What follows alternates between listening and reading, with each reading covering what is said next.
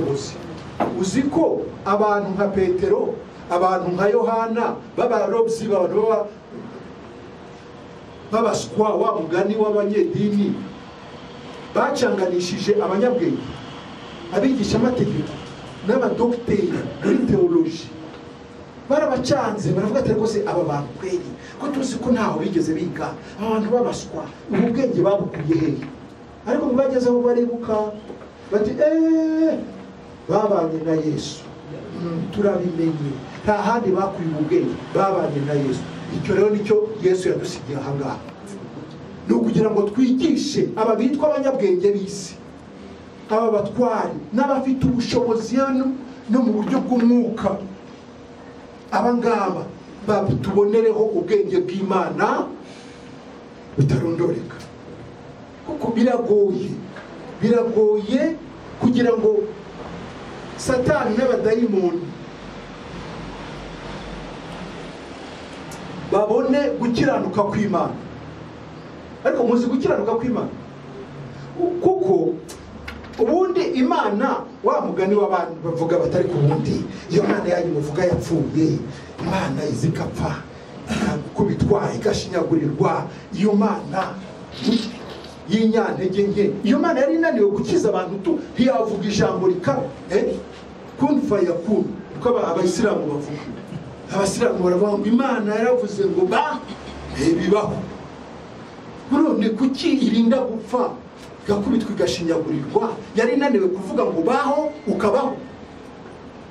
Ariko iyo Imana ibikora ityo, Satani yari kuba abonye impamvu yo kureka Imana. Gukiranirwa kw'Imana kwari kubonetse, kandi Imana idakiranirwa. Niba igihembo cy'ibyaha ari urupfu, nta kindi cyagombaga gukiza umunyabyaha.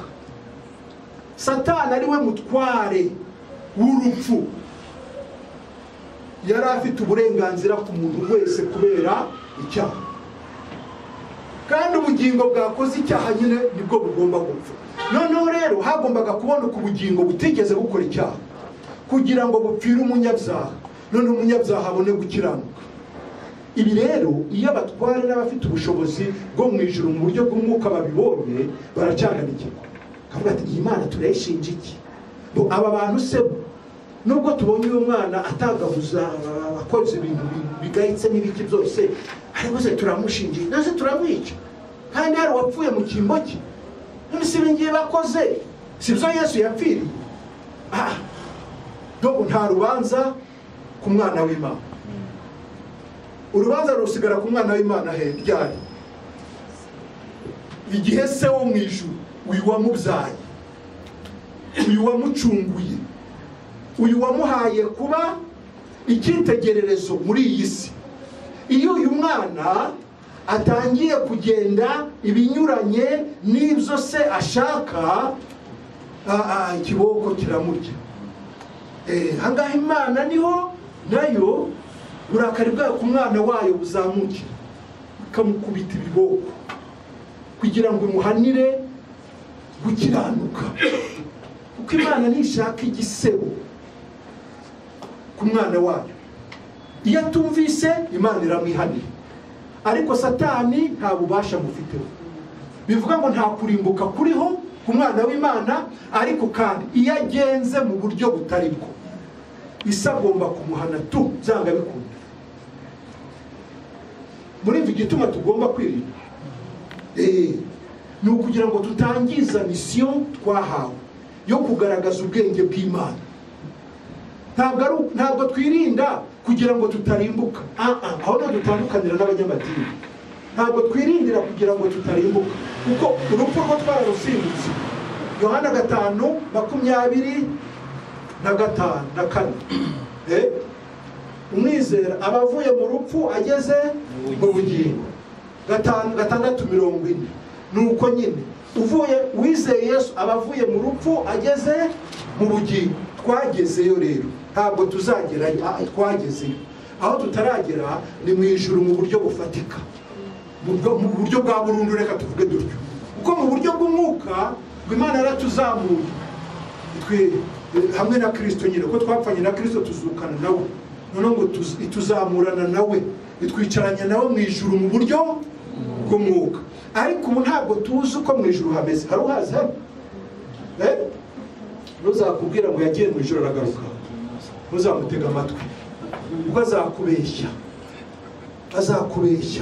azakubwira inzozi ze, akubwira inzu nziza yabonye muri filime.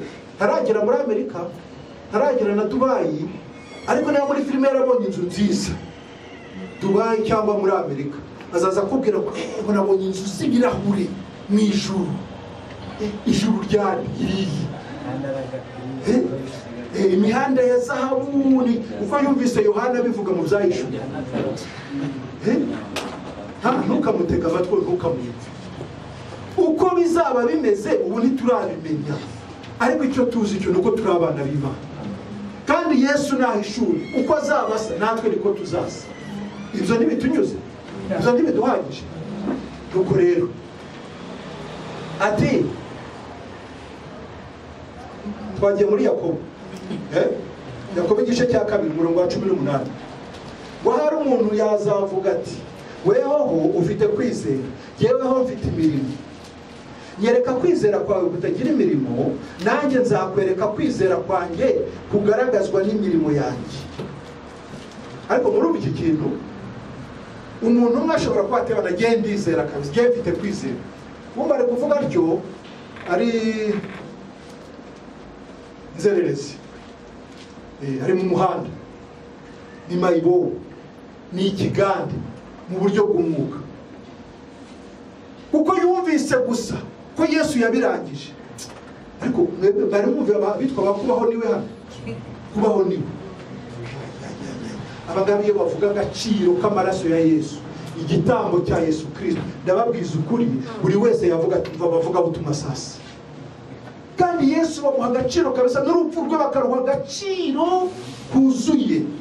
Yesu yapfiriye ibyaha byacu, yapfiriye abanyabyaha aho bava bakagera, apfira ibyaha byacu, yishyura umwenda wose. Ninde wahakana icyo kintu? Yesu yabikoze. Noneho rero bakakubwira bati ibyo rero, ibyo yakoze. Umuntu ushaka kubipfobya azana ngo ibintu byo kwizera, ngo hari abazarimbuka iki. Turumva ko uwo muntu aba atazi agaciro k'amaraso ya Yesu. Wabyuka ngo tweye uzararangiye kabisa. Abazarimbuka wapi? Nta n'umwe uzarimbuka. None se kuki Bibiliya ivuga ko abatamwizera bazarimbuka? Ngo abo ngabo ngo nabatabizi, ngo burya ngo kurimbuka ngo ni bya bintu nyine umuntu yibwira, ngo bikamuciraho iteka mu mutima wari kubundi ku Mana byararangiye. Ndahira ko ubwo butumwa butagutwara, utazi neza icyo ijambo ry'Imana rivuga, ubutumwa bwagutwara tu. Ariko noneho uku kwizera Yakobo avuga ahangaha umuntu ashobora kwirata, ariko kandi ngo kukaba ari kwa kwizera kudafite imirimo. Ukwizera kudafite imirimo, ariko mwebwe ari uko muzi kwizera kudafite imirimo. Noneho mvuga ko Yakobo avuga sasa, ngo niba akavuga ati jewe rero ndakwereka kwizera kwanjye kugaragazwa n'imirimo yanjye. Ahangaha umunyabwenge ni muri aba bombi, umwe arakubwira ati jewe ndizera birahagije, ariko ku mirimo ntubwire, ntushake kunzanaho ibintu by'imirimo. Byo ni ibintu byo mu idini, ibintu by'imirimo ni ibintu byo mu idini. Jewe ndizera tu, kandi ndi umwana w'Imana, afite ubugingo buhoraho, basi byararangiye. Byararangiye. Okay. Nakavuga ati sasa jewe rero ugiye kukwereka imirimo yanjye igaragaza kwizera kwanjye. Kuko kwizera kutagira imirimo ko nuko amagambo gusa nyine. Uko ni kubaho. Noneho ku murongo wa 20 akavuga ati wa muntu utagira umumaro we. Umva wa muntu wirata kwizera ariko atagira umumaro. Yakobo akamubaza ati wa muntu utagira umumaro we, ntuzi yuko kwizera kutagira imirimo ari imfabusa? Kwizera kutagira imirimo ari imfabusa. Use tujye muri Tito igice cya mbere.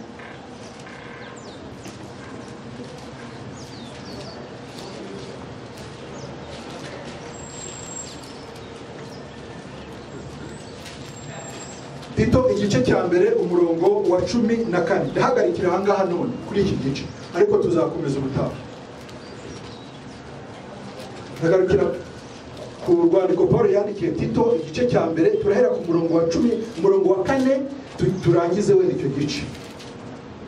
Tito igice cya mbere umurongo wa 4 aragira ati: ndakwandikiye Tito umwana wanjye nyakuri, kubwo kwizera dusangiye, ubuntu n'amahoro bibe kuri wowe biva ku Mana Data wa twese no kuri Yesu Kristo umwami wacu. Icyatumye ngusiga ikirete ni ukugira ngo utunganye ibyasigaye bidatunganye, kandi ngo ushyire abakuru b'itorero mu midugudu yose nk'uko nagutegetse. Ibyo ni ukuvuga abagabo batariho umugayo, bafite umugore umwe, bafite abana bizera, kandi bataregwa ko ari inkubaganyi cyangwa ibigande. Nuko kuko umwepiskopi akwiriye kutabaho umugayo nk'uko bikwiye ibisonga by'Imana, kandi ntakwiriye kuba ikigenge cyangwa ikirara cyangwa umunywi w'inzoga cyangwa umunyarukoni cyangwa uwifuza indamu mbi, ahubwo abakunda gucumbikira abashyitsi, ukunda ibyiza, udashayisha, ukiranuka, wera, wirinda, kandi ukomeza ijambo ryo kwizerwa nk'uko yaryigishijwe, kugira ngo abone uko ahuguza abantu inyigisho nzima no gutsinda abamugisha impaka. Kuko hariho benshi b'ibigande n'abashukanyi, cyane cyane mu bakebwe, bavuga ibitagira umumaro, bakwiriye kuzibwa iminwa, kuko hariho imiryango y'abantu bubika bakayimaraho, bigishiriza indamu mbi. Ikibagize nyakuri ni iki? Nuko duhuje ADN? Ngo nuko dusangiye kwizera. Kuba dusangiye kwizera bahindutse abana banjye nyakuri. Kimwe n'undi wese naba ntarabyaye mu mubiri, ariko tukaba dusangiye kwizera nyakuri. Nkaba naramubyaje ubutumwa bwiza, akaba byumva neza kubw'ubutumwa yanyumvanye, avuga turiya ni data kahise, uriya yankuye kure, ibi bintu nari kuzapfa ntabyumvise, ariko yaramfashije ndabyumva. Ubu rero ni umwana nyakuri. Noneho ku murongo wa 5 bavuga ngo icyatumye ngusiga ikirete ni ukugira ngo utunganye ibyasigaye bidatunganye, kandi ngo ushyire abakuru b'itorero mu midugudu yose nk'uko nagutegetse. Ushyire abakuru b'itorero mu midugudu yose nk'uko nagutegetse. Si idini kweli? Ntabwo ari idini. Gushyira abantu mu midugudu, bubatse idini gusa, bana basengera. Twebwe ibyo byo gusengera ntabwo tubibamo. Basi racyo tuziyumvira ibyanditswe, tuziyumvira ijambo nyine nk'uko riri, ushaka nawe bitwara ukwe. Noneho ngo ibyo ni ukuvuga abagabo batariho umugabo, abo bakuru b'itorero bagomba gushyirwa mu midugudu yose. Ngo ni abagabo batariho umugayo, bafite umugore umwe, bafite abana bizera, kandi bataregwa ko ari inkubaganyi cyangwa ibigandi. Kumbe burya n'umukuru w'itorero ashobora kuba ikigandi. Hari aho twigeze gufungura itorero, noneho ufata uwari unyungirije mushyiramo, mushyize aho ngaho, ngo ryari ishami nyine rishya rivutse. Mu mezi 4 gusa yari amaze guhindura izina ry'itorero, yiboneye abazungu, gaturiya azatugeza ku gifisi. Twebwe tubaye aba nawe maze urumva atari ikigande uwo nguwo mwamushyizemo mwizeye ariko abihinduye ibindi. Ibigande rero ntabwo ibigande bivugwa ahangaha ntabwo ari abapagani sabo hanze, ni abantu bitwa ko bavuga ubutumwa bwiza, ni abantu bitwa ko bari mu itorero. Umukuru w'itorero arashobora kuba ikigande, ariko uwo nguwo yakizweho n'umukozi w'Imana muzima, nawe ntabwo byakundana bishoboka. Ngo kuko umwepiskopi akwiriye kutabaho umugayo nk'uko bikwiriye igisonga cy'Imana. Umwepiskopi muramuzi? Pastor ni umuntu uhagarariye itorero, ni umuyobozi w'itorero, ni bishop. Bishop bishop ubanza ari Yesu, ntawe ndasoma. Hari murasoma muri Bibiliya twari bishop cyangwa musenyeri? Yesu tu. Ariko pastori we bishop ni apotre hari. Ngo kuko umwepiskopi akwiriye kutabaho umugayo nk'uko bikwiriye ibisonga igisonga cy'Imana. Igisonga cy'Imana ntigikwiriye kuba wiki umugayo.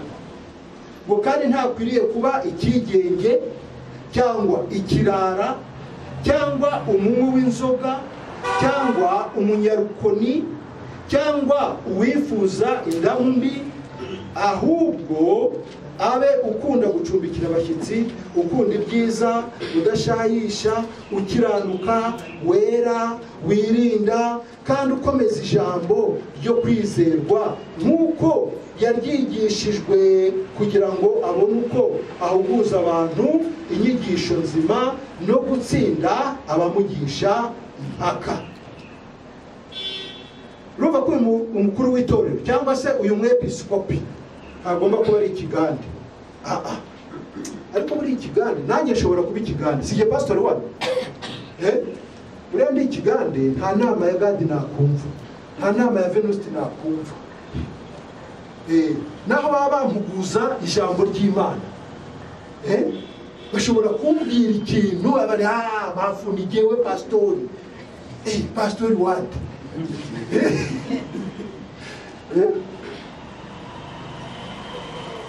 Burya ugandira ukuri wese ni ikigande tu.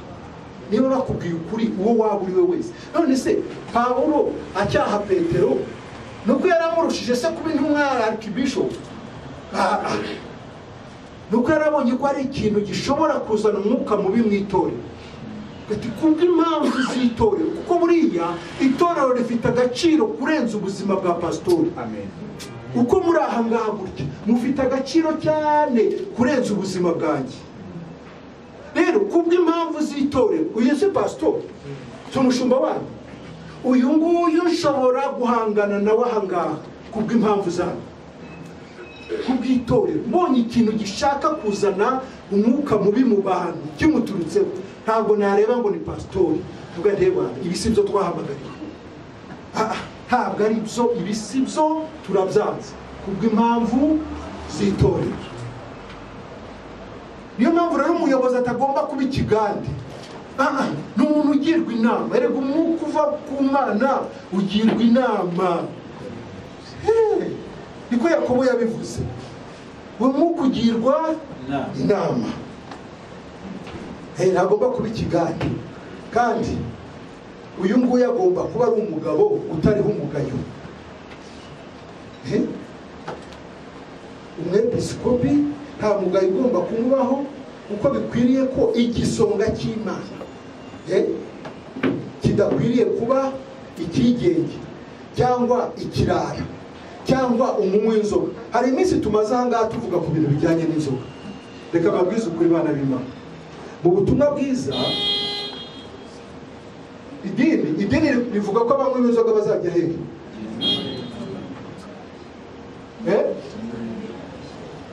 Abanywi b'inzoga bazajya mu muriro, niko idini rivuga. Ariko se niko kuri kw'ijambo ry'Imana? Reka nta muntu uzazira ko yaryoye inzoga. Murabyumva neza? abadeperi batangiye guhigisha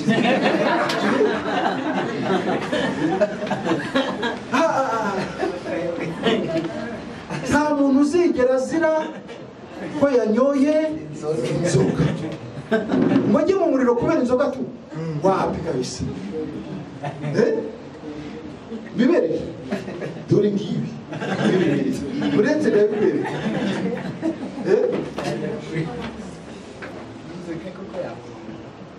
kunywa inzoga guturuka mwa gutya inzoga ukajya mu muriro kubera inzoga wapi kabisa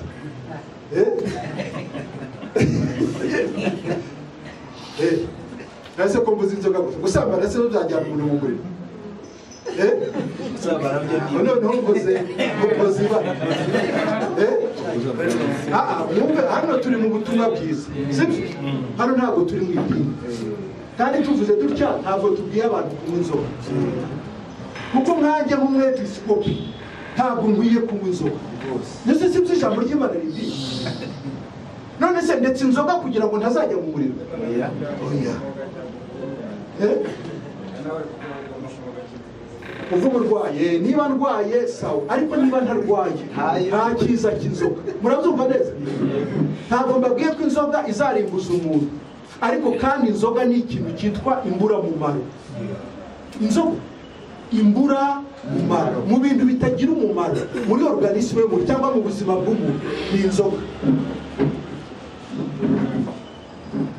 buriya ni ikindi kintu umuntu yongereye mu mubiri we si nk'itabi se si nk'itabi umuntu atangira kunywa itabi se kubera ko yumvise arisonzeye ni ibintu umuntu yitoza ukabyishyiramo uko wabonye undi anywa itabi nawe ugahita kandi iyo utangiye kubinywa aribwo bwa mbere birakuzengereza bikugwa nabi ariko ukabihatiriza kugeza ubimenyereye noneho wamara kubimenyera no kubireka bikakunanira bikaba bitagishobotse yuko ubireka rero twebwe ntabwo tuvuga ko kunywa inzoga ari icyaha ariko umwepiskopi umwana w'Imana wavutse ubwa kabiri uzi icyo abereyeho yirinda ikintu cyose gisindisha cyangwa se kibasha kumukura ku murongo icyo arakirinda turirinda ntabwo ari idini kwirinda n'ijambo ry'Imana ni ubutumwa bwiza ni agakiza kwirinda ni umuco w'abana b'Imana ntabwo nabanze uwo ndi we ngo nifate uko ntari ngo niyandarike ubu kweri turetse n'icyaha kweri ubu turamutse duhuye hano mu muhanda jewe n'iri koti nambaye gutya nashishuye cyavoka ngenda ryavoka umuneke hano navoka hano umuhanda cyangwa ikigori se ikigori gipfuye kubaho ukuntu cyavukana n'umuneke cyangwa igisheke ngenda shishura igisheke mu muhanda jugunya n'ibishishwa mu muhanda wacu basukura navuga ngo ndakishijwe ngo mwe muraseka ngo nuko mutarakizwa nuko mutarabera ngo twebwe byararangiye twebwe bandi ngo murabeshyira abantu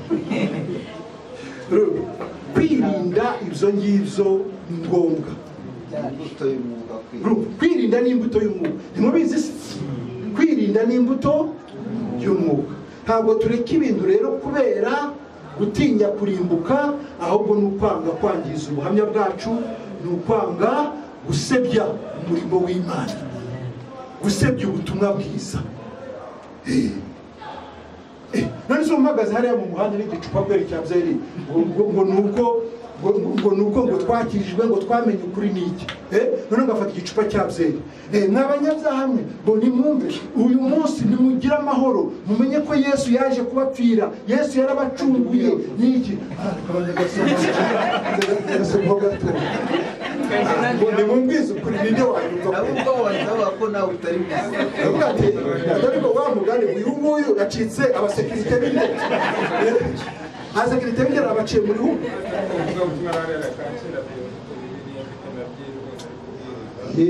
uyu bundi hari idini numva ko wamubonye se hari idini ry'abanywi b'inzoga ariko twebwe hano wapi ibi by'inzoga ntabwo tuzongera no kubivugaho zararangiye. Iyi ni dosiye yafunzwe kabisa. Wifuza indamu mbi wapi? Ariko agomba kuba akiranuka, agomba kuba ari uwera, agomba kuba ari uwirinda. Uwo wese episkopi agomba kwirinda. Erega habwa ibintu byose tureka, tubirekeshwa nuko byanditswe ahantu muri Bibiliya ngo iki ni icyaha. None se kitari icyaha ni iki?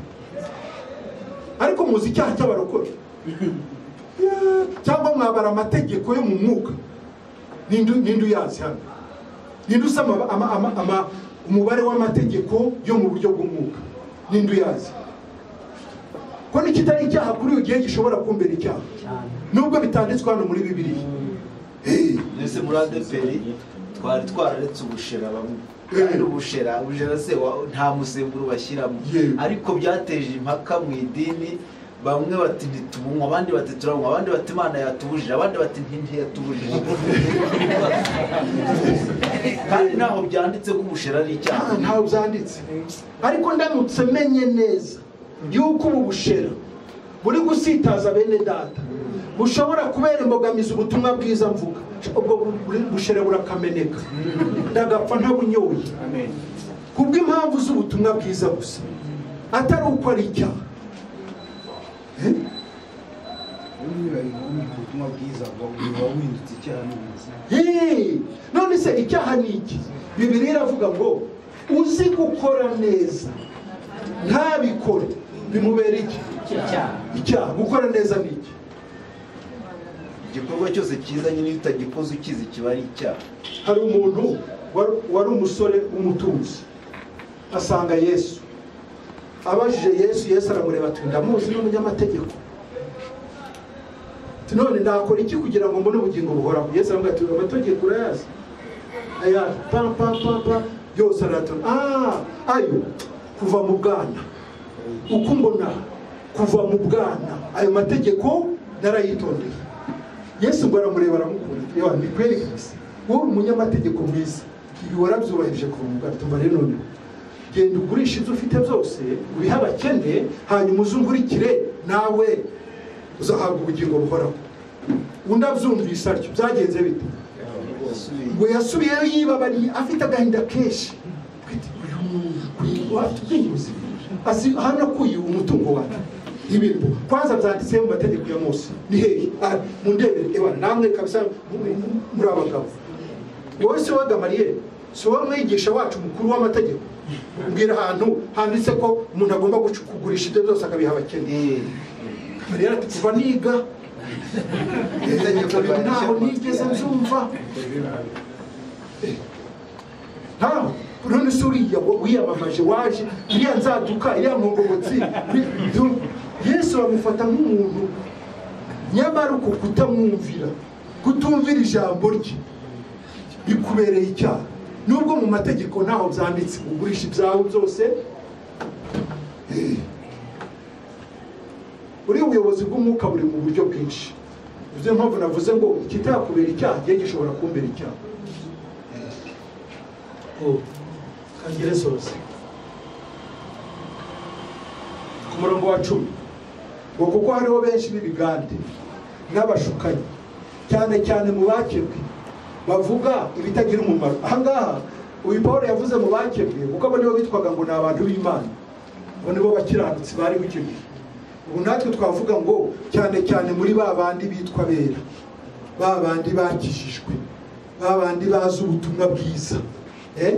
Paulo ati kuko hariho benshi b'ibigande n'abashukanyi cyane mu barokori, cyane mu bakizwa, cyane mu bitwa bera, bavuga ibitagira umumaro. Ariko uzi kuba witwa ngo umuvuga ubutumwa bwiza ariko kandi ukavuga ibitagira umumaro? Gadi ku murongo wa 13 ngo nicyo gituma ukwiriye kubacyaha cyane kugira ngo babe bazima mu byo kwizera.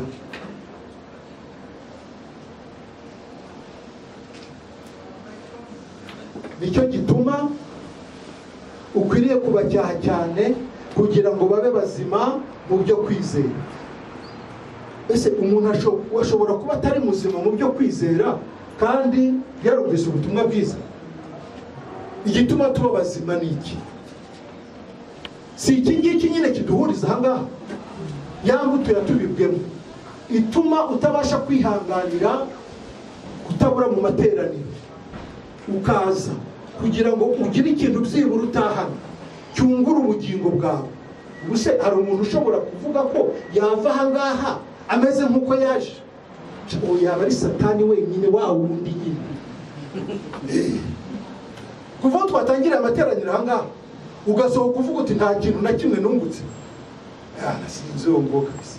Icyo rero twungukiye ahangaha ni nacyo kizatuma tuhagaruka nanone ubutaha, kugira ngo twubakane, twigishanye, duhugurane, tube abantu bazima, noneho dukure tugere ku kigero gishyitse cy'igihagararo cya Kristo.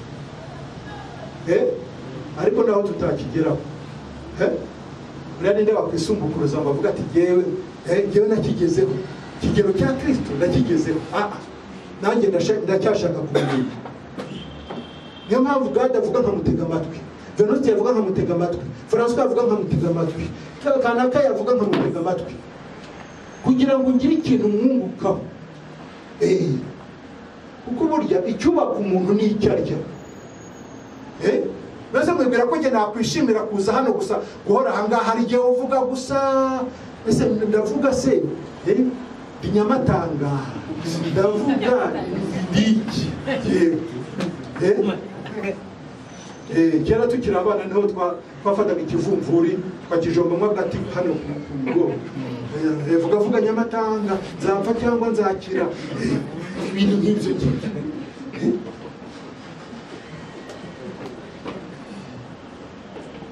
Dukeneye kubakana, dukeneye kungurana kugira ngo dukure tube abantu bazima. Iyo hari ibintu rwose ntashobora kuzongera gutakazaho umwanya, ibintu by'amagambo byo kuvuga gusa, reka bavuge bariya barayobye, bariya ni bamwe bigisha abantu gukora ibyaha. Sawa, nubona mbikora nawe uzabikora, nugirirwa ubuntu uzabaho nk'uko mbayeho. Imana idufashe. Amen. Akoze cyane Pasiteri. Tekereza ko harimo ijambo ry'Imana, harimo no guhugurana, kandi nacyo ijambo ritubwira abera bateranye bahugurana. Uyu mwanya kujya guhagarara kwawe ugahagarara uvuga ijambo ry'Imana. Pasiteri arabageze uyu mwene data atera hari umugabo uri Kacyiru uhagarara mu muhanda akavuga ubutumwa, yarangiza agafata icupa agasomaho, ariko urumva nubwo arifata agasomaho waramubonye. Sinzi ko kiriya rero bavuga gifite agaciro. Deja icyo yari afashe cyitwa umucyo cyangwa se icyakagiye ku mugaragaro aragifasha gitwikirije inonga. Inonga no gufata ikintu hariya cyakabaye ahagaragara ukagihisha. Ukuvuga ngo by'uruhu uravuga ubusa, kuko bakubwira ahubwo baraguseka, barahagarara bose bari baguseka. Ariko ubutumwa bwiza ni ubutumwa abantu bavuga bushobora no guhindura abandi. Inzoga n'abatari abarokore n'abatitwa ko bakijijwe, muzi ko no mu makwe batakizitanga. No mu makwe abenshi abazingo bazinywera mu byumba bihishe. Njya mbibona habaye amakwe, tuba dufite imiryango idakijijwe, ugasanga baguze amasoda bakagura n'inzoga. Inzoga zikaba izo mu cyumba, abazinywaga ku manywa bakanywa, ku manywa bakinywera soda hamwe n'abandi, nijoro noneho bakajya muri kakumba kabo bakazinywera mu cyumba cyabo. Urumva niba iki kintu n'abitwa ko badakijijwe batinya kukinywera ku mugaragaro, njyewe nitwa ko nishijwe mbabwiriza ubutumwa bwiza, nkajya kwicara nabo nsangira nabo, cyakwitwa iki? Ntabwo ari cyiza, ntabwo ari cyiza. niba atari n'icyaha, ibyo nibyo tubona nk'ibibambwe kuri twebwe kandi twari tubyemeye. Ibyo tugahitamo kubireka, atari uko dutinya ko biducura urubanza, atari uko dutinya ko ari icyaha biturimbura, ahubwo kugira ngo twiheshe agaciro. Haleluya. N'ibishimwa byose nihaba hariho ingeso nziza kandi hakabaho ishimwe, aba ari byo mwibwira, ibyo mbigishije, ibyo nabigishije, ibyo nababwirije, ibyo mwanyumvanye n'ibyo mwambonanye, aba ari byo mukora. Nibwo Imana itanga amahoro izabana namwe. Amen. Iri jambo niryo rwose numvise rinkoza ahantu cyane. Numva ko niba tudakurikiza iki ijambo ry'Imana rivuga, nta Mana ibiri hagati muri twe. Kandi Imana imanuka muri twe kubera ko turi mu rukundo, turi umwe. Ijambo ry'Imana rivuga ngo babiri batatu bateranye, Imana ngo ibiri hagati muri bo. Ni ukuvuga ngo tuba hamwe mu rukundo. Urukundo rero ni iki?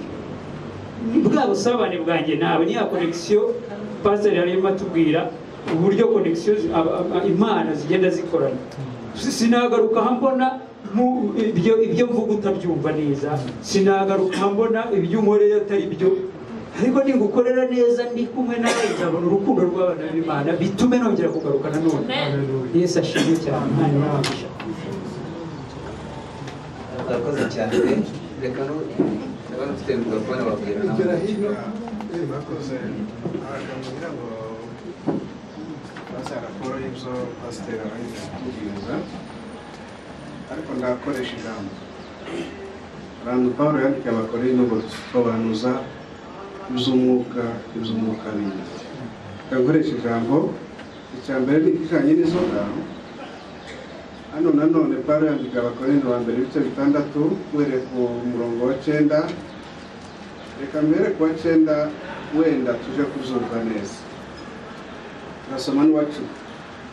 Aravuga ngo nimuzi yuko abakiranirwa batazaragwa ubwami bw'Imana. Ntimwishuke abahehesi cyangwa abasenga ibishushanyo cyangwa abasambanyi cyangwa ibitingwa cyangwa abagabo bendana cyangwa abajura cyangwa abifuza cyangwa abasizi cyangwa abatukana cyangwa abanyazi, bene abo ntibazaragwa ubwami bw'Imana. Rero igituma wenda nshatse kwibaza kuri iki kibazo cyane, yigeze yemfasayizinga yuko inzoga zidashobora gutuma umuntu arimbuka. Rero mpereye kuri iki gice ari naho yasomye hariya mu rwandiko rwa Petero. Wenda reka naho tuhibuse urwandiko rwa Petero wa mbere, urwandiko rwa mbere Petero yanditse 13 igice cya mbere umurongo wa 13, aravuga ngo nuko mukenyere mu mitima yanyu mwirinde ibisindisha. Katureke gutinda cyane. Sinzi rero ikindi kiba gisigaye kugira ngo twemezanye yuko inzoga ari icyaha nk'ibindi byose. Icyo ni kimwe. Icya kabiri, hari imirimo Yakobo yavuze. Iriya mirimo rero ndagira ngo aze kudusobanurira iyo ari yo. Nanone mpereye hano ijambo Pawulo yandikiye Abefeso igice cya mbere umurongo wa 10 aravuga ngo kuko turi abo yaremye, ituremeye imirimo myiza muri Kristo Yesu, iyi Imana yiteguriye kera kugira ngo igendere. Ese iyo mirimo Yakobo yavuze ni iyihe konkretema mu buryo bufatika? Murakoze.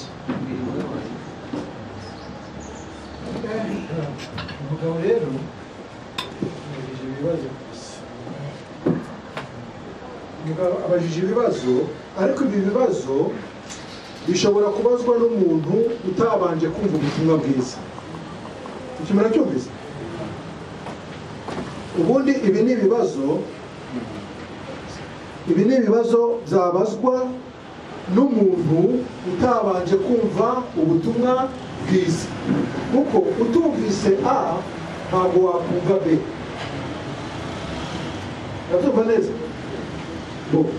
Hari ibibazo ushobora kwibonera ibisubizo muri ibyo wabajije, ariko ugize neza kubibaza kugira ngo uwo mucyo nyine ugaragare. Wahereye mu rwandiko rwa mbere Pawulo yandikiye Abikorintho igice cya 6, sibyo? Abakora abajura, abasambanyi, abagira bate, abo batazaragwa ubwami, bashyiramo n'abasinzi. Okay. Ugeze muri Petero uti, uyu Petero nari ngiye kureba mu Gifaransa, kuko hari igihe Bibiliya z'ikinyarwanda nazo zigira amagambo asa naho usibye ko nabyo birumvikana. Ibisindisha ntabwo ari inzoga gusa, ibisindisha ntabwo ari inzoga gusa, ahubwo ikintu cyose kibasha kukurangaza nacyo kitwa igisindisha.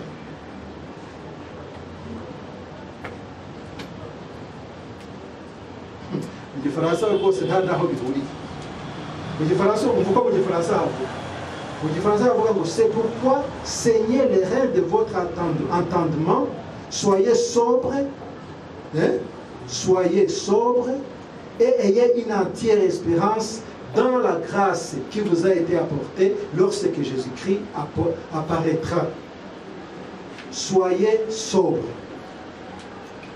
Umuntu uri sobre ni umuntu uri maso, ni umuntu utarangaye, ni umuntu uri mu mwanya we, ni umuntu ukora ikintu cye neza kandi mu mwanya wacyo mu gihe gikwiye. Ni umuntu ufite ubwenge buri kuri gahunda, uzi gukora icyiza mu gihe cyacyo. Iyo umusinzi rero we ntabasha kuba sobre, ntabasha gukora ikintu. Ngira ngo nubwo twavuze ko ariko ubundi wowe wumva ko inzoga ari icyaha, nko gusambana, nko kwiba, nko kwica mu mategeko tubizi? Impamvu ni iyihe? Tugiye no mu mategeko, nuko na Yesu ubwe yanyoye inzoga. Yesu ubwe, dusome muri Matayo 5, Matayo 11, Matayo igice cya 11.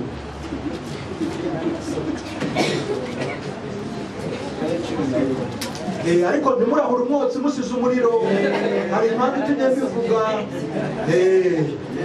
Ntimurahura umwotsi musize umuriro.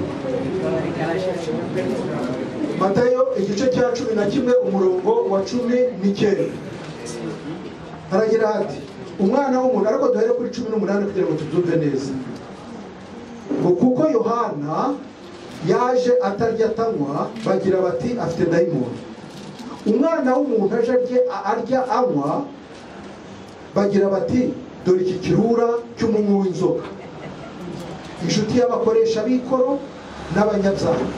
Ariko ubwenge bwerekanwa n'imirimo yabwo, ariko ubwenge bwerekanwa n'imirimo yabo. Yesu niba aranyoye inzoga ntabwo ari uko yari amenyereye kunywa inzoga. Mvuze gutyo nabamubekeye. Ntabwo Yesu yari afite ingeso yo kunywa inzoga, ariko yanyoye inzoga kugira ngo bigende bite, kugira ngo ahinyuze abanyamadini, kugira ngo ahinyuze abitwa ko ari abakozi b'Imana. Yesu hari ikintu yakoraga agamije gushotora ikiri mu mitima y'abantu, akavuga ikintu kugira ngo aze kuboneraho uburyo bwo kubabwiza ukuri. Murumva neza? Ahangaha twumvise ko abanje kugaragaza Yohana, ko Yohana ni umuntu wavuye ku Mana kandi wamubanjirije, aje kumutegurira inzira. Noneho abanyamadini bo mu gihe cya Yesu cyangwa bo mu gihe cya Yohana ntabwo bigeze bemera Yohana, ariko kandi ntibanahakane ko atavuye ku Mana, sibyo? Noneho Yesu ashatse kubashotora arababwira ati, rero anywa ku nzoga. Urabona bamutumiye mu bukwe bw'ikana, kuko biriya nabyo biri mu isomo rirerire. Mu bukwe bw'ikana aho Yesu yagiye, ntugire ngo ni inkuru yapfuye kwandikwa gutyo, hari ikintu cyari kigenderewe. Niba usoma Bibiliya ushakamo ubutumwa, ushakamo inkuru zo mu buryo bw'umwuka, buriya bukwe bw'ikana bushushanya ubukwe bw'umwana w'intama w'Imana buzakorwa hagati ye n'itorero. Noneho mu bukwe inzoga zirashize. Inzoga zishize nyina aragenda abwira Yesu ati sasa zirabashiranye, reba ko hari icyo wakora. Yesu ati tubigendanyemo dute wa mugore we? Bibiliya iravuga ngo nicyo cyari igitangaza cya mbere Yesu akoze, cyo guhindura amazi kuba divayi. None umuntu yakwibaza ati ni iki cyabwiye nyina ko Yesu ashobora guhindura amazi kuba divayi kandi atarigeze abona aho akora igitangaza? Ariko iyo biri mu mugambi w'Imana, iyo hari icyo Imana ishaka kwigisha abantu kandi igihe kikaba kigeze, hari icyo Imana ihagurutsa mu mitima y'abahanuzi bayo.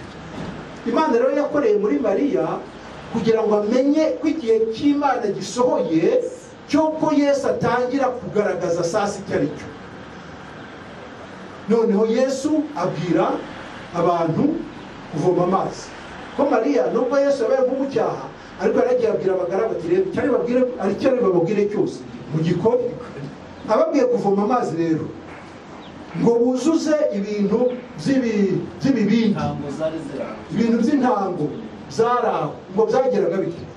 Byakoreshwaga mu kwitabaza abasilamu nko kwiyeza, gukaraba. Urabona ujya kwinjira mu rusengero wagomba kubanza kwiyeza wenyine no kubanza ukera. Urumva icyo kintu rero ntabwo ari ikintu cy'amazi yo kunywa ubundi, ntabwo cyari igikoresho cy'amazi yo kunywa, cyari igikoresho cyo gukarabiramo. Noneho no kukubwira munywa amazi yo muri base muyuhagiriramo, ukweri umva utaba wasaze. Kunywa amazi yo muri base mukarabiramo. Noneho sasa Yesu ati muzuze amazi, bujujemo amazi. Bamaze kuyuza ziroze ati neza kabisa mpaka kungana. Okay, noneho nimudahe mushyire abantu bamwe. Kweri kabisa uretse ijambo ry'Imana, ninde muntu muzima ufite ubwenge waba avuye niyo wayavomye, aho yayavomye arahazi, ni kuri robine cyangwa se ni ku mugezi, arayivomeye ayashyize mu kintu cyo gukarabiramo. Noneho baramubwiye ngo nadahe ashyire umukwe mukuru aho abantu bamwe. Uretse kwizera vraiment, ninde muntu wakora ibintu nk'ibi? Numva ko ari nk'ubusazi. Nyamara ibi byarabaye, byabereyeho rero kugira ngo bitwigishe, kuko n'ubundi byanditswe kera byose ngo byandikiwe kugira ngo bitwigishe. Amen. Yesu rero kugira ngo abone uburyo bwo gufasha abantu, yishushanije nabo. Nk'uko Pawulo mu Bakorinto ba mbere igice cya 9 avuga ukuntu yigize byose. Mu banyamategeko yabaye nk'umunyamategeko, mu batagira amategeko abaho nk'utagira amategeko, ngo nubwo afite amategeko ya Kristo, mbese ngo yigize byose ku buryo bwose, kugira ngo mu buryo bwose akize bamwe na bamwe. Ubwo rero niko Yesu bamushinje ko yanyoye inzoga, bamushinja nyine ko ari kunywa inzoga, bamushinja ko ari inshuti y'abasambanyi, ari inshuti y'abajura, aribo bakoresha bikoro. Urumva ibyo nibyo bamushinjaga nyine. Ariko we kubana nabo ntabwo kwari ukugira ngo yifatanye nabo cyangwa se abemeye nyine muri ubwo buzima, cyangwa wari ubukunzi bw'inzoga. Reka da, nta bukunzi bw'inzoga, kuko inzoga turazizi. Uretse na Yesu natwe ubwacu tuzi ububi bwayo. Ubuso wazinyoye hano muri mwese kundusha nini? Zagiriye umumaro. N'indi nzoga zigeze zigira umumaro. Ariko bibereye kugira ngo bibe imbarutso yo kugeza ubutumwa ku bantu. Umuntu rero ashobora kubyitwaza gutyo, byazigenge nababwiye mu itorero. Asanga umuntu ngo nanjye buriya ngo nibera mu kabare, ngo mbategereje nyine ngo abandi bamwe ngo mbabwirize ubutumwa. Na Yesu yarabikoze. Numva nyine biba urwitwazo. Noneho rero ikimenyimenyi ko atari n'icyaha, usibye ko nta n'abandi nyine tubona muri Bibiliya babikoze. Inzoga vraiment ntabwo ari ikintu cyo guha agaciro. Ariko Pawulo abwira ati mutatu kubw'impamvu z'uburwayi bwawe, bimwe mwene data yavuga, kubw'impamvu z'uburwayi bwawe. ntukomeze kunywa amazi gusa ahubwo unywe na kavino gake kubw'impamvu z'iki z'uburwayi bwawe ikanyura mu nzira yayo. Uko niko kubonezwa kw'ibyo kurya byose. Aravuga ati ibiva mu muntu nibyo bimuhumanya, kuko mu mitima y'abantu havamo imigambi mibi, guheheta no gusambana no kwiba no kwica, kwifuza kubi no kugira nabi, uburiganya n'iby'isoni nke, ijisho ribi n'ibitutsi n'ubwibone n'urupfu. Ibyo bibi byose biva mu muntu nibyo bimumanya. Kubona ko kamere niyo kibazo, niyo identity cyangwa se niyo shusho yacu, kandi niyo tutari gushobora gutandukana nayo ko nitugize. Yesu rero nicyo cyamuzanye kugira ngo akemure icyo kibazo. Iyo kamere rero, ibyo byaha bya kamere bikiriweho iteka, noneho tuba turacungura. Ako ni akamaro k'umubiri wa Yesu, icyo yakoze. Tudasobanukiwe rero ikintu Yesu yadukoreye mu gice cya mbere, tuzananirwa no gutandukanya, nk'uko pasiteri bivuze ngo ingaruka zo kwizera no kugira imico myiza, kwirinda. Ariko ntabwo ari ukuvuga ngo ibyo bintu, icyo gikorwa nicyo kibazo. Ikibazo ni iyo identite yacu, kuko ubwo busambanyi budutuyemo, kuko Bibiliya ivuga ngo bose bakoze ibyaha ntibashikira iki ubwiza bw'Imana. Kuvuga ngo n'umwana muto, inyoko muntu yose barimo, n'umwana ukiri mu nda nawe arimo. None nagaruka nkamubaza ngo ese none uwo mwana ni gute abaye umunyabyaha kandi atarasama, kandi atarakora icyaha cyitwa gifatika? Rero ndumva nawe yagerageza kwisubiza. imirimo yo kwizera aho nanjye nashaka kunganira gato. Hari ukuntu dushobora kuvanga kontekisi y'amagambo ugasanga turimo kwiyitirira ibintu bitatureba. Dusomeye muri Timoteyo wa mbere igice cya mbere umurongo wa 8 turahita twumva neza ababwira ngo bari Timoteyo wa mbere igice cya mbere umurongo wa 9 uhabona ushobora kudusomera. Timoteyo wa mbere igice cya mbere umurongo wa 9 aravuga ngo reka dusome ngo kandi tuzi ko amategeko atashyiriweho umukiranutsi keretse abagome n'ibigambe n'abatubaha Imana n'abanyabyaha n'abatarabera n'abatita ku by'Imana n'abakubita base n'abanyama n'abicanyi n'abasambanyi n'abagabo bendana n'abanyaga abantu bakaragura n'ababeshyi n'abarahira ibinyoma n'ibindi byose bidahura n'inyigisho zihuje n'ubutumwa bwiza bw'ubwiza bw'Imana ihimbazwa kuko nahawe. n'izindi magambo rero baba batuheretse abantu amategeko yahawe ni abanyabyaha. noneho kuba ari abanyabyaha bumvise ikiva muri iyo kamere yabo harabivuze byinshi. noneho urebye no mu Bikorino rero ba mbere 6 kandi wasore umurongo wa 9 n'uwa 10 batubwira nanone ibyo byaha by'abanyabyaha. Ngo rero abo ntabwo ari twebwe. Impamvu atari twebwe iri ku murongo wa 11 ngo kandi bamwe muri mwe mwari muri bo, ariko mwaruhagiwe, mwarejejwe, mwatsindishirijwe n'umwuka w'Imana yacu mu izina ry'Umwami Yesu Kristo. Nuko ko tubonye groupe zibiri, ni groupe zibiri. Imwe ni y'abanyabyaha, abantu yavuze ngo ntabwo bazigera binjira mu bwami bw'Imana, ariko hari abandi hano buhagiwe, hari abandi bejejwe, batsindishirijwe. Abo bafite ubugingo buhoraho rero ntakibasha kubarinda. ariko aba ni intungane, aba ntibashobora gukora icyaha. Yohana arabyemeza ati bana bato sibandikiye ibyo ngo yakora icyaha, ariko ntiyagire ukora icyaha. Ahise amwereka ko mu ijuru afite umurengezi, ni Yesu Kristo ukiranuka wanamubereye n'impongano. Niyo mpamvu rero ubutumwa bwiza nk'uko pastor bivuze buhagarara bwemye buvuga yuko nta mwana w'Imana ashobora kugira ikintu cyamurimbuza. Kubera iki? Nuko imbere y'Imana hariho umurengezi we, si umurengezi gusa. Paulo yamwita ngo n'umusabira, n'umwinginzi we. Yakaba ngo rero uwo muntu ntawamuciraho iteka, kuko uwakagombye kumuciraho iteka ni nawe umubereye umurengezi, ni nawe umubereye umusengera, ni nawe umubereye gukiranuka. Rero Paulo ntabwo arimo kuvuga ko icyaha kimwe gishobora kurimbuza. Iyi liste atanze niyerekana ufite ubuzima bw'ibyaha. Ni nawe Yohana avuga ngo uwo ntiyigeze amenya Imana. Ariko icyaha kimwe mu buzima bukiranuka bw'umwana w'Imana, icyo ntigishobora kumurimbuza rwose. yewe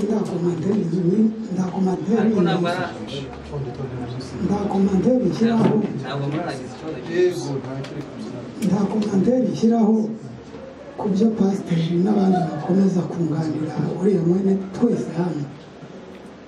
Gusa ku cyumweru kuva ngera hano ngira ngo ku kwezi kwa kabiri icyo kintu gihora kigaruka, kandi ku cyumweru turi hano cy'icyaha tujya dukurikira inyigisho neza pe hano, ariko byagera ku cyaha, ku mwana w'Imana, ku cyaha, isano ry'icyaha no ku mwana w'Imana, icyo kintu gihora kigaruka kikatuvurunga hano. Yongera bikurikirana witonze. Ubushize rero ku cyumweru gishize nanone navuze ijambo, noneho pasiteri ndetse hari akantu gato nashatse kuvuga, abantu baramusora ndaceceka. Noneho pasiteri cyashimishije ni uko yavuze ati icyo kintu, ati ku cyumweru yaravuze ati icyo kintu, ati iryo jambo, iyo nyigisho tuzayireba. Uyu munsi rero nguyu tuyiriho. None se pasiteri cyangwa bene data muri hano, ntimubona ko icyo kintu gikomeje kudukoroga? Impamvu zivuze ni iki? Dore pasiteri yabize ibyo yahawe kuri iyi nshuro, amaze kudusomera yibanze cyane ku rwandiko rwa mbere rwanditswe na Petero, ku gice cya mbere nyine umurongo wa 13. Umutwe uravuga ngo ibyo kwera mu ngeso.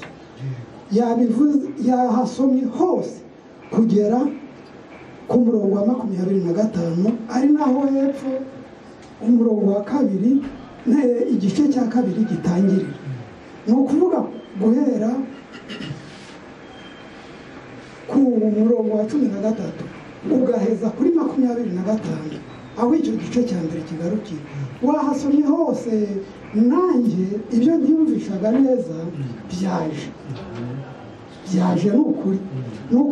Kandi ntabwo nzibagirwa uru rwandiko rwa mbere rwa Paulo igice cya 13 kugera kuri 25. Ntabifasha. Ni ukuvuga rero uzongera kugira confusion, sibyo, ku bijyanye n'icyaha n'umwana w'Imana, ajya asoma aho hantu. Ikindi kandi izi nyigisho igihe numviye hano, igihe niko bwa mbere numva izi nyigisho, kuko ahandi duhora dusoma ibindi tukajya mu bindi, ariko inyigisho zifite iyi sisiteme yewe nibwo bwa mbere nyinjiramo. Ni sisiteme rero, izi nyigisho ni za Kristo nyine, kuko umurongo w'iri torero nabonye umurongo waryo ni ukwigisha Kristo. Bafashe uwo murongo wo kwigisha Kristo, nta bindi, nubwo bajya mu bindi, ariko biba bifitanye isano na Kristo. Niwo murongo iri torero nabonye. Ariko utabikurikiye neza ngo ucukumbure ukurikirane neza, ni inyigisho z'aba bandi bavuga ngo abantu bakuru, abantu banywa amata, adafunguye ngira ngo niko bimeze ni abantu bafite amenyo ahanganye n'amagufa. Amen, amen. Ni ukuri tujye tubikurikirana. Hari ibyo pasiteri avuze nanjye ahubwo akigisha aha hantu urwandiko rwa mbere kuri uru rwandiko rwa mbere nari namuteze umutego ndavuga nti naza kumubaza, nari kumubaza aho yavugaga iby'ubusambanyi ngo ubusambanyi yabivuze, noneho ndavuga nti ndibuze kumubaza, ariko akomeje gusoma ndavuga nti ntacyo ntimubajije kuko nabyumvise, kuko nanzu umwana w'Imana nta sano agirana n'icyaha. Amen. Kuko icyaha ni icyaha nyine. Satani ahora ashaka abana b'Imana bashakisha, ariko uri muri Kristo arahishurirwa icyaha, kandi imbaraga afite muri Kristo ntizimwemerera gukora icyaha.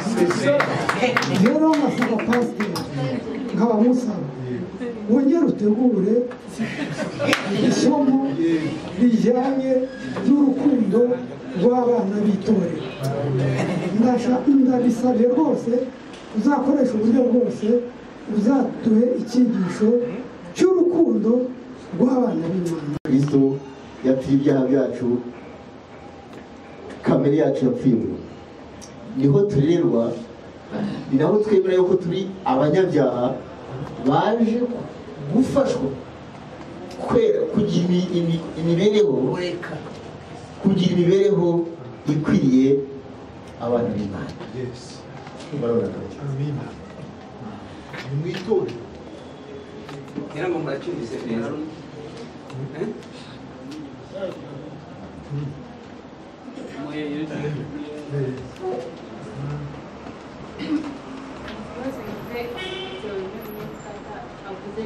Dege umwana agahinja kakimunda, none ni gute uruhinja kuko rutaba ruravuka nk'iyo rugize nyine rugapfa rutizeye ruja he?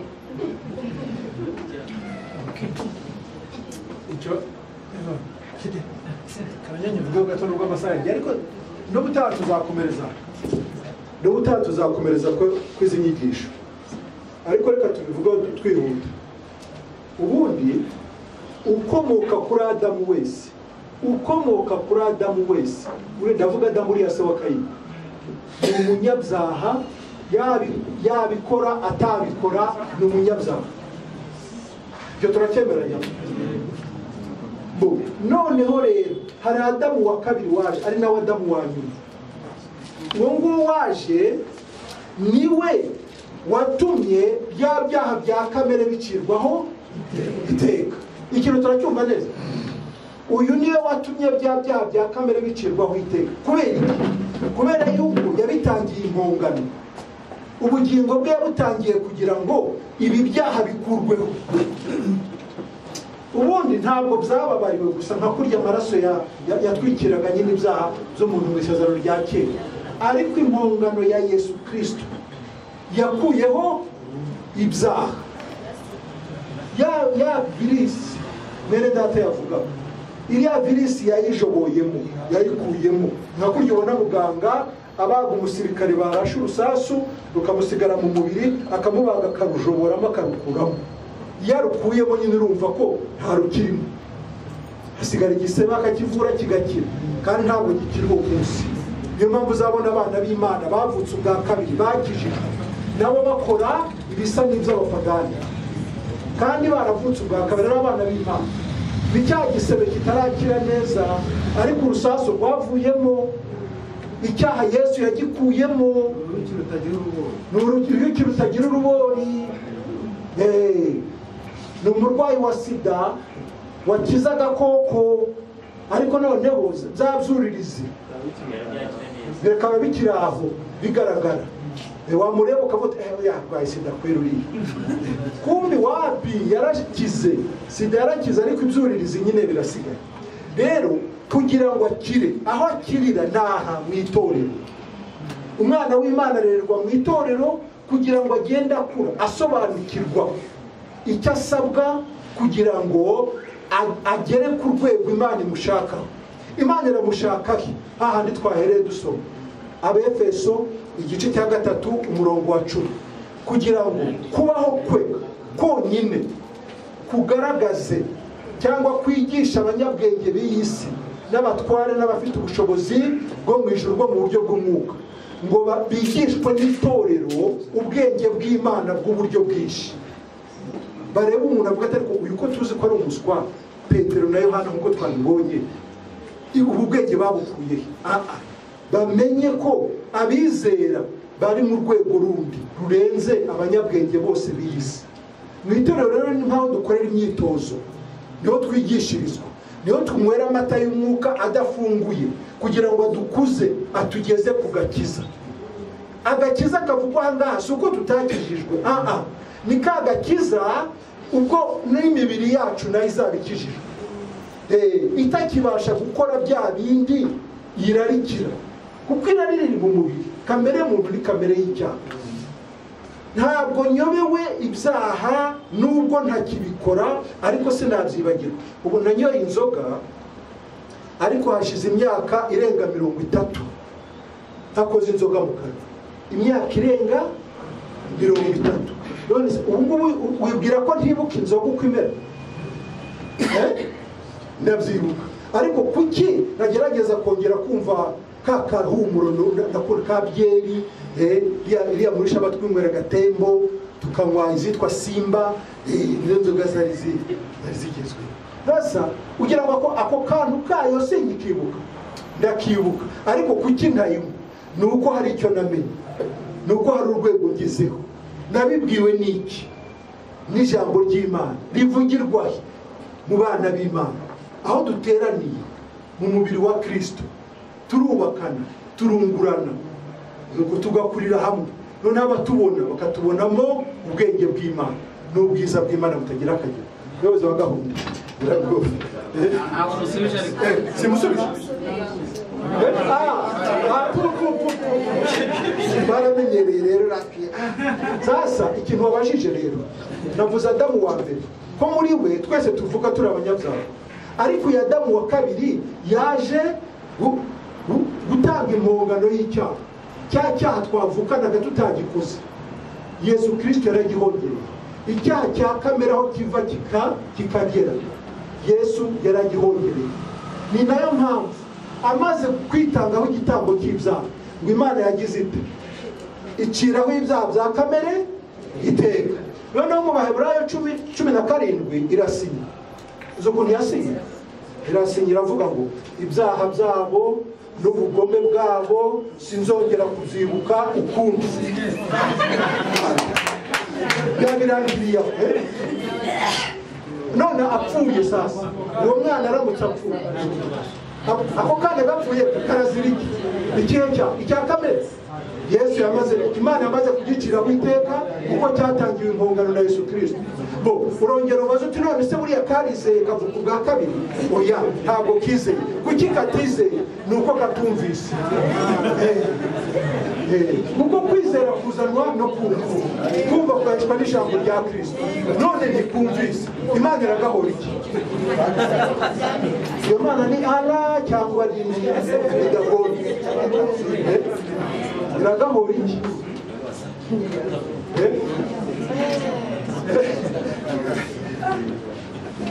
Ubuzima ni ubuzima, ni ubuzima, Yesu ni ubuzima, ni ubuzima, ni ubuzima,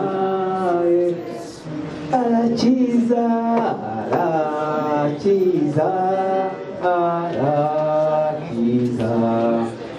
arakiza, Yesu arakiza, arakiza, arakiza, wadukijije ukabyara kandi adukiza ntiyasigamo ya virusi n'uruhore rwose agira gute arukuramo. Ubu turabyina intsinzi ya data wa twese. Imana ishimwe.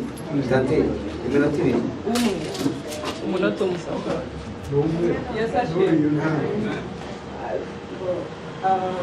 Hano havugiwe amagambo menshi ariko haburagamo hari ubuhamya kugira ngo birangire. Twarakijijwe no kuba turiho ubu ngubu, kuba mpagaze aka gatege mfite ni ibyiringiro gusa mfite by'uko nzajya mu ijuru, sino numva nta mbaraga mfite. Uti gute? Ibihe ndi kubamo muri ino minsi biragoye kuko twambaye umubiri nyine tuzageragezwa, bazanaturebera no ku mbuto zacu, ariko ntabwo ari twe twitsindishiriza. Ku kazi aho nkora mu minsi ishize hari umuntu watwambuye anyambura kwanza mu byo nkora, ndihangana kuko ntawe ndi kubona wenda ngo mukurikirane. Noneho hashira iminsi hari n'ikimina twari turimo, ni ibimina bibiri bitandukanye, hose nari umuntu wa nyuma ngomba gufata ndi uwa nyuma. Noneho undi wanyambuye sanga yambuye n'ikimina, ubwo ni ukuvuga ngo nyambuye inshuro niba ari ubwo ni 3 nabwo nta kindi nari gukora. Ariko igiteye ubwoba ni amagambo navuze, namuvuzeho nkamuvuga amagambo mabi, nkabona ko ari umuntu mubi cyane wakoze ibitangaza mu bantu babi, yakoze ibintu bibi cyane. Noneho ejo nanone shwana na petit frère, turashwana birenze, hanyuma njye nyine nkajya ofete. Impamvu mbivuze ni urugero ntanze cyangwa se n'ubuhamya ngiye gutanga kuri ibyo bintu by'icyaha twatinzeho. Twambaye umubiri, tuzarakara, tuzamuke tugere nk'ahantu sinzi ikizatuvana uretse ubuntu bw'Imana. Ariko ntabwo bisobanura ko tuba turi abanyabyaha kandi tutazari. Mfite ibyiringiro by'uko nzajya mu ijuru nubwo ibyo byose biba byabaye. Ariko amagambo navuze kuri uwo muntu wanyambuye ni mabi, ateye ubwoba, ni mubi.